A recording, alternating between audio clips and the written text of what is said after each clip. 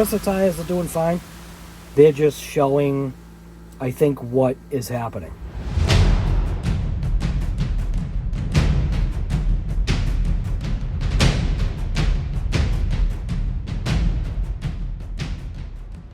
Yeah, it's not going to need a full tear down, but picking out the screws, doing all that stuff, you can see we got some bleeding going on right there. That's from the center diff or location or whatever, motor center diff kind of location.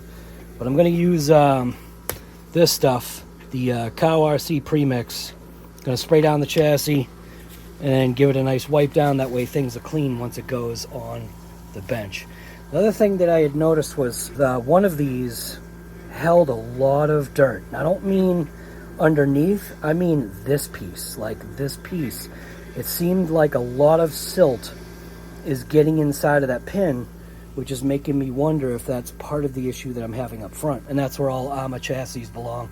Now with my WAV, I did have some problems with this lower section, and it wasn't really a problem, it's just a cleaning problem.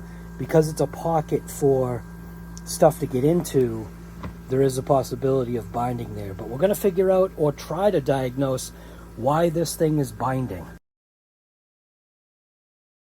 I give it a wipe down, and I spray everything with it and kind of let it marinate in there. You can actually see in some locations, like right there, right there. See right in the center, right there? You could see it absorbed it. See how there's like a dull spot? So there are certain sections, like there's another one, looks like there's another one right there, a little dull spot, that seems to absorb this stuff. See, like all right here, it got absorbed. I think that's because there's a lot of scratches there. So it's supposed to recondition the plastics and make it more supple and clean. So obviously picking out, we don't need to see all this, but to get good driver engagement, just make sure you pick out all the garbage that gets stuck inside of these little locations right here. See right here, especially in the front. Got a ton stuff down low.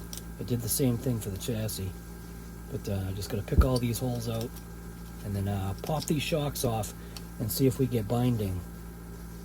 Seeing if I get some kind of binding either with the shock, check these pockets, see if even the eyelets. I did come across some shocks, granted they were metal shocks, that have the press-in little rings that retain the eyelets, and the press-in portion was so tight that it wasn't allowing free movement. Now obviously that's not going to be the case on here, but I just want to see where is the binding. I'm going to crack these shocks open. We're going to check the ends to check and see if they are the threaded style or if they are the push-in. Very easy to check. Thread in obviously is going to unthread, but there's going to be resistance at the shaft. The push-in style, you should be able to grip that shaft and spin the lower eyelet. So right inside of there, right inside that little cup area, what do you see right there? So that possibly was causing binding. So you can see how it's pocketed, right? When it's pocketed like that and there's no place for that stuff to go, all it's going to do is consistently grind away at the bottom of this. I mean, granted, maybe you want to say it's self-clearancing, but it does cause a certain amount of drag. These balls, though, these balls are wicked tight. It feels like there's a lot of grit that's stuck inside of this. So what that's telling me is that this pocket is filling up with a certain amount of gravel grit, maybe more like a silt, and depositing it in this eyelet. The top one, free as can be. So that's probably where I'm getting some of my binding, 100%. Look at this. That is really binded up. So I gotta figure out how to get that out of there. Now getting an opportunity to grab the suspension and feel if we have any resistance. So normally it would go into a full upright position and should be able to just drop down. Is it possible that these screws are too tight? That's possible. Is it possible that we're getting grit and debris inside of the pin? Yup. So we're going to go ahead and start loosening a couple of these things and see if that's the case. I'm going to loosen this pin, that, and see what we got. Loosening up this one, and this one did absolutely nothing. It may have unbinded it a slight bit. I can feel that the resistance is a slight bit different, but there's still a good amount of resistance. So now I'm just going to start disconnecting stuff and seeing what's tight from that point on.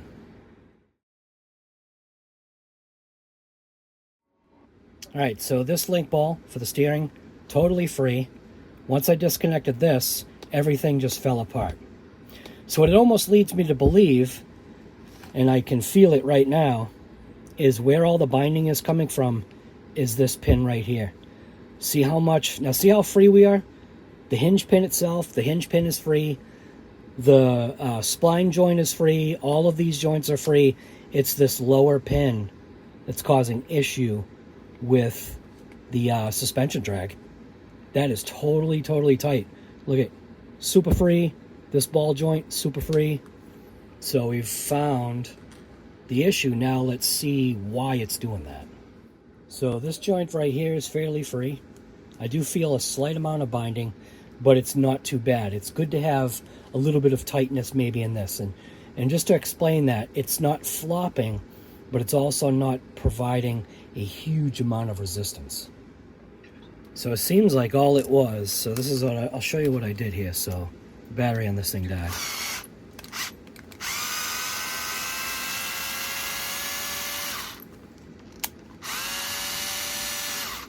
So initially when I had pulled this pin out, there was some resistance, okay? When I pulled this out, there was resistance. So what I did is I just took a drill bit that's basically the same size as the hole, ran it in, and just kind of hand spun it, and it cleaned out the silt. Like a real fine debris was getting in there. You see all this stuff right here, that's the stuff that was in there. So now when you slide this pin in, the pin slides nice. Alright, so seeing we have full freeness here. Oh, look, that screw's gone forever. We got freeness here. We've got freeness kind of here. This is how this should be. This is fine. I did have a little bit of sticking here initially when I put it up. I'm going to try something. So on this side, I am going to drill a hole to see if I can stop the debris from gathering and wearing away and causing issue at the bottom of the shock. The thing is trying to figure out how I want to do that. Do I want it at the very bottom? Probably. And then what size hole? That's determined by whatever drill bit I got, and I guess it's going to be this one right here. So I guess I'm just going to drill whatever size hole this is, and we'll see if this works. Nice sharp drill bit. We'll get that drilled out, and then I'm going to go on to the other side, see if we've got the same issue. So checking the shock, holding the shaft. So this is the press in, because this should unscrew, and you can see that it's not unscrewing. So, and it's not the shaft spinning. Shaft spinning now. Shaft spins. Now holding this, it's not spinning. So this is the press in style, and it seems to be working fine, man. I think under extreme stupid bashing is when these are getting ripped out. That's the only time that I've ever come across realistically having an issue here. All right, time to see how it does on some jumps. Should be able to jump right out of the park, as I'm thinking. Just because you can doesn't mean you should. Totally out of the park. Uh-oh. Oh, I broke a shock. Yep, tore it out. Son of a gun, dude. It finally happened.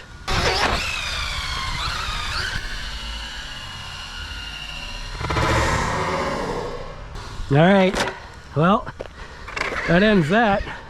This is a press in. All right. So I was able to pop the ball out basically you just check and see what side it looks like it should come out at.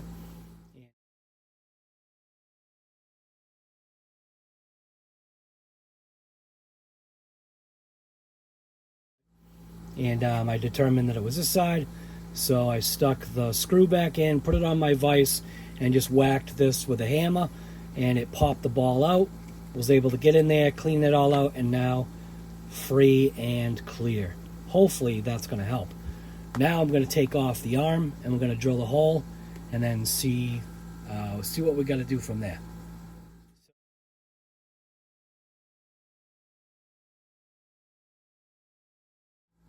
So just per my opinion, I don't feel like there was enough shock oil in here.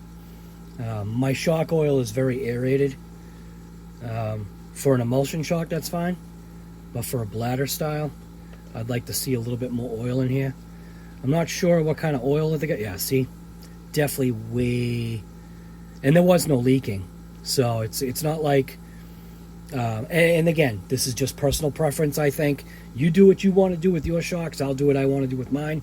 But I want to see this topped off a little bit more. I'll bring that piston to the top.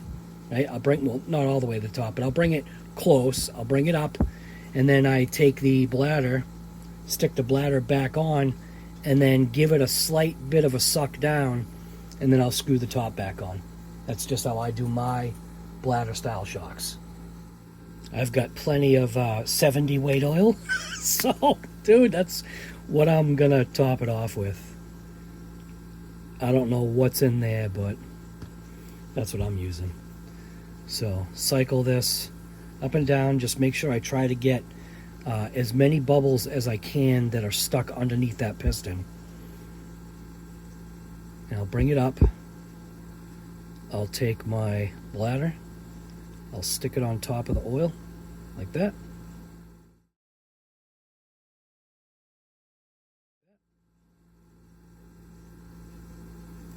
And I'll suck it down.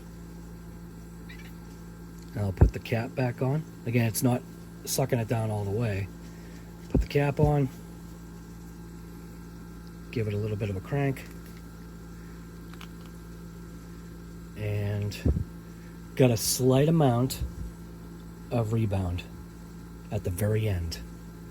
Cycling the shock feels really nice. I'm not feeling the air bubbles that I had before, where before it would get to a point to be like right about here and you could just feel the shock kind of give too easy, and now we've got that slight bit of rebound.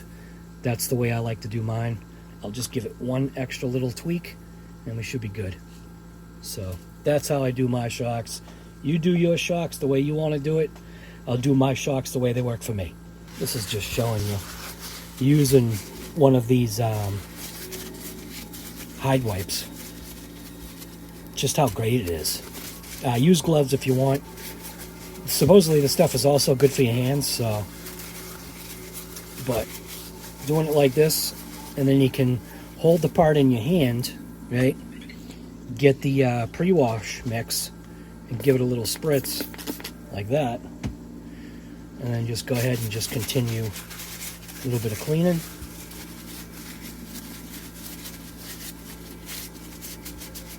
Getting all those little nooks and crannies.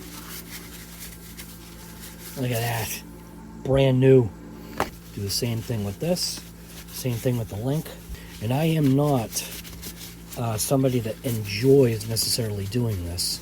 I'm more of that type of person that just wants to get out there and just full trigger rip stuff. But when you do stuff like this, it does help the longevity of your equipment, parts, RCs, automotive things. New England rust, dude. Holy crap, dude. I'm missing some kind of something on the gas tank. What the hell is that? Oh my god, dude. Is that like a return line? A vent return? That's been non-existent for quite a while. Open to the elements. That ain't cool. I got no check engine light though. What the hell? So on the other side, basically the same thing. Granted, this one isn't as much, but I can definitely feel the grit. So I'm gonna throw you over here to the vise. So this is all I did, was I determined which side I wanted it to come out of, and it's this side. So put the screw in there, set it up on this vise. Actually, hold on, got ahead of myself. So determine which side it's coming out on. So this is the larger opening right here. So I'm going to put it on that side, put it inside my vise. See how it's got like this section right there? Just take a hammer and very carefully give it a little bit of a tap, like that. Another little love tap here. There we go. There we go. All right, pop the whole thing out. Screw goes all the way through, you're good to go. So then take the hide wipe, go inside of there with it, and just pull it through. And it kind of like conditions the plastic. And then come over to the ball and do the same thing with the ball, because the hide wipe is conditioning the plastic with the juice. Okay. Then you grab the end. You can see what side is slightly bigger. I'm going to set it up right there. Give it another tap just to get it back in. Boom. And look at how free that is. I mean, it's probably hard to explain or show how free it is, but it is 100% free now. So top end is totally fine. So now you can see this side, we're not having as much of a binding issue now that that shock is gone. So I'm still going to pop this out and do the same exact thing and clean it, but this side, look at this, nice and free. So that's pretty good. So I'm going to still take this apart, screw here, screw there, pull it all apart, flip it over.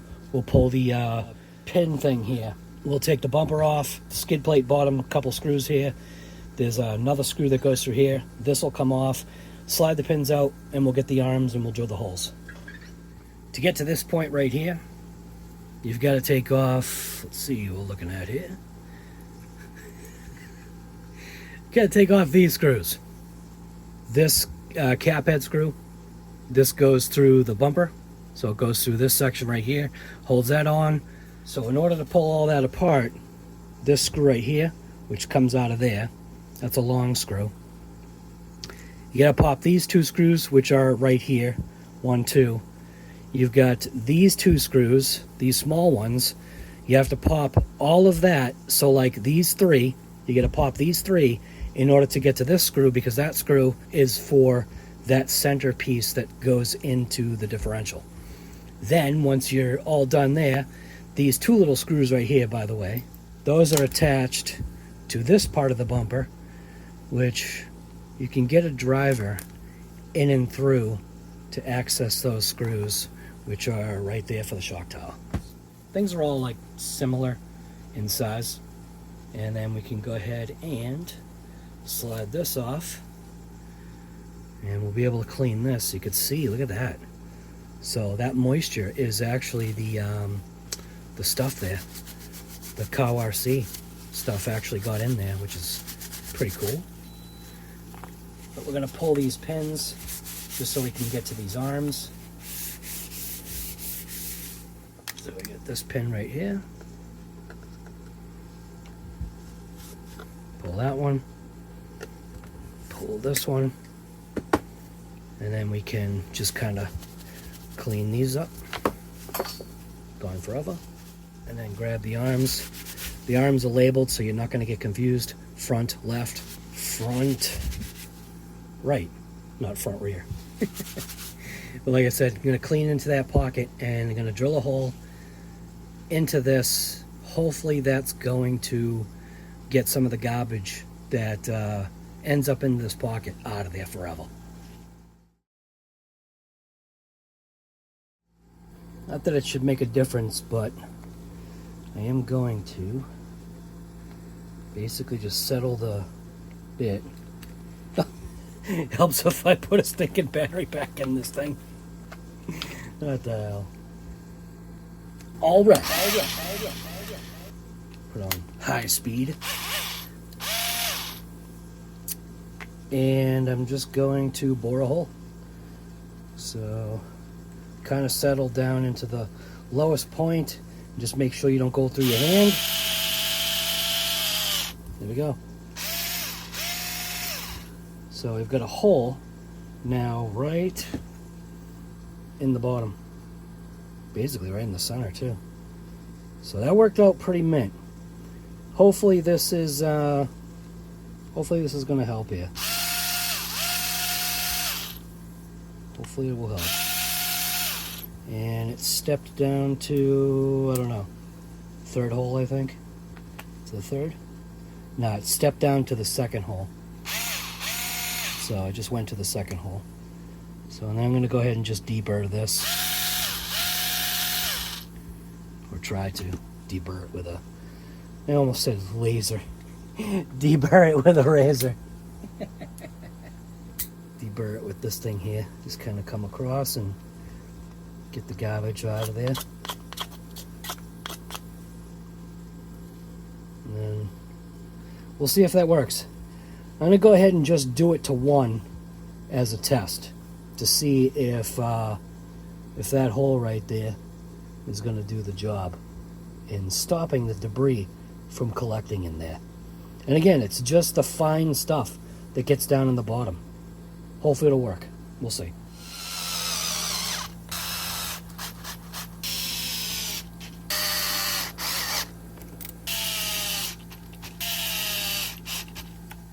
Figured while I'm here, I might as well check the bearing health. It feels good, but haven't had it apart. Might as well take it apart and see how good it is. Like I said, I'm not feeling anything, but that doesn't mean that something's not going on, and it might be a good idea to kind of get a look at it anyway. So with this style, there's no pin. It's this screw going into the spline shaft. So you need to pull this screw out. It definitely had Loctite on there, so you might want to give it a touch of heat first. I was able to get it off, putting it on speed 2. Most likely not the best bearings you're going to find here, but they're all right. You definitely do need to get in here though and clean stuff. Surprisingly, there was debris on this spline shaft. Kind of feel a little surprised on that one.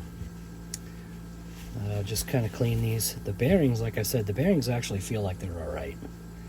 So while you're here, you might pop these seals and go ahead and measure up for some new bearings, because sometimes you can source better bearings outside of the manufacturer that you get your RC from. So, and I would suggest possibly doing that.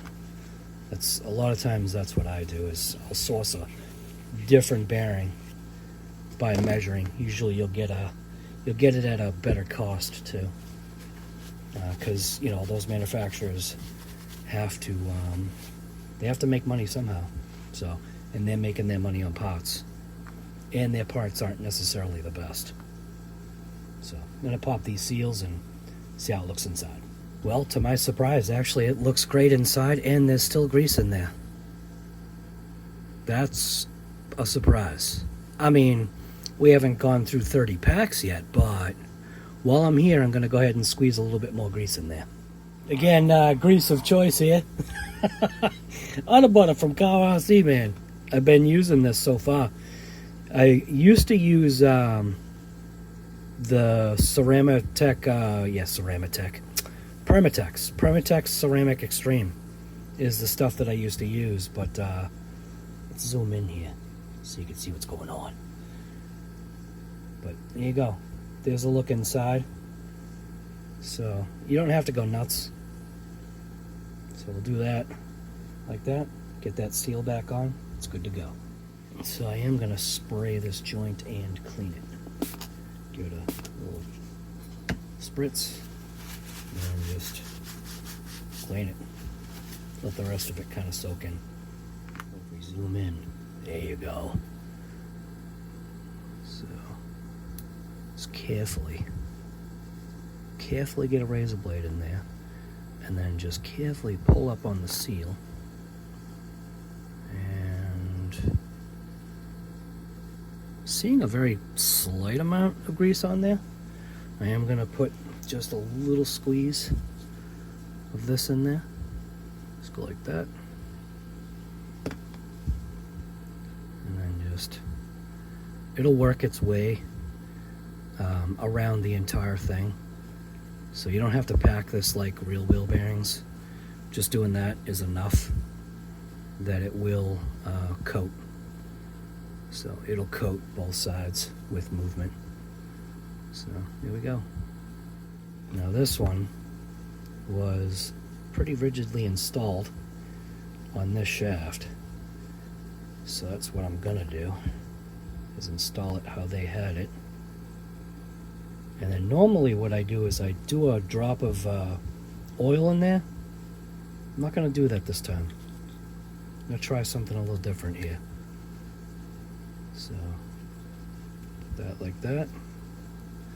Get this, put that spline back on there. Grab my bolt. There's still enough thread lock on this to where I'm not really worried or anything. So this should be fine.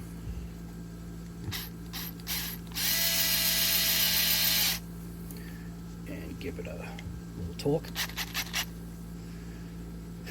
Give it a little torque.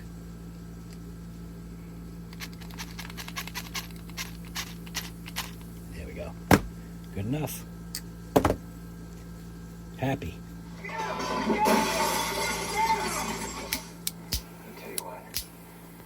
Jesus, my hand! Well, you shouldn't play with guns. My hand, man, they're in my bottle! Okay. Oh, is this recording the whole time? Yeah, we're stupid recording the whole time. So, where's the... How do I know if I'm recording? Here we go. Alright, so I was recording. I don't know if you saw me using the fire or not, but definitely use some fire. It will make the removal so much easier. Alright, so just so you're aware, I did end up going a little bit bigger on those holes. I wanted to make sure that it was going to be not pointless. Do you know what I'm saying? After looking, the holes were really too small, so now they've been sized up. So hopefully it works, man. I feel like it would. I don't know, man. I'm still thinking it's gonna work. Hopefully it does, because there's really no going back now, guy. So it did take just honestly, it really did take a second to figure this out. So in order to get this rear axle out, the WAV is different. The WAV has little clips you can pop. This just has a set screw, and you then can take your pick tool and pick out the pin. So once you pick out the pin, boom, there you go. Pick out the pin. It takes that tiny little, whatever the heck this thing is, dude. This thing is tiny. What the hell does that even say? R13? H13? What the hell is that? CRV? Is that a Honda? So chromium, I think that stands for chromium whatever. But H1.3 is the size. My God, this thing is tiny, dude. So tiny.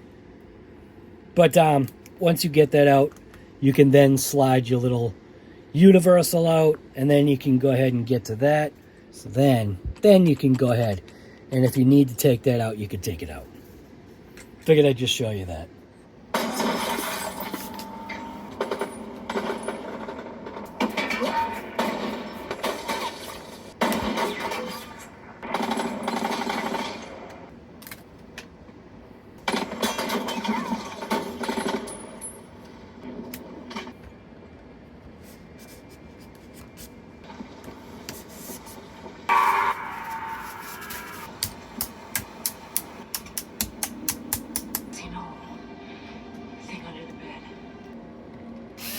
That's your real name? Yes, Drifter. for murder. What did you do? So saturating this ball end like this, and then just working the screw back and forth seems to be enough. I mean, look at it now. Seems to be enough to lubricate and or get some of that debris out of there. So that's again, let me look at that. That's what I'm going with. This stuff is cleaning and lubricating and conditioning the plastic all at the same time. This is the kind of action you want to see. nice and free. I don't know how long it's going to last like that, but that's what you want to see, man. You want to see that kind of action. So I believe this is their way of marking. So these springs are marked with yellow paint. So I'm assuming that's letting them know whether if it's front or rear. Didn't happen to notice on the front. I'm going to check that right now. It looks like there may have been something at some point, but it's gone.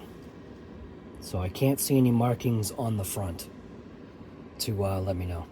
So again, like the front, both of my shocks are the press-in style shock. I'm not having any issues with them, but I'm also not being a total bonehead driving the truck.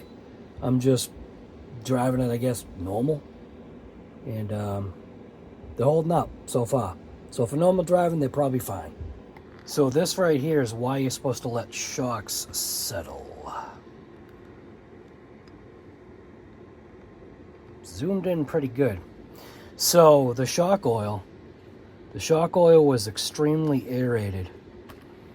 I was able to get some of the air bubbles. Again, rear shocks weren't as bad as the front, but you can see all the little bubbles kind of coming to the top and popping. And that's where you have to take the time and wait. If we look at this one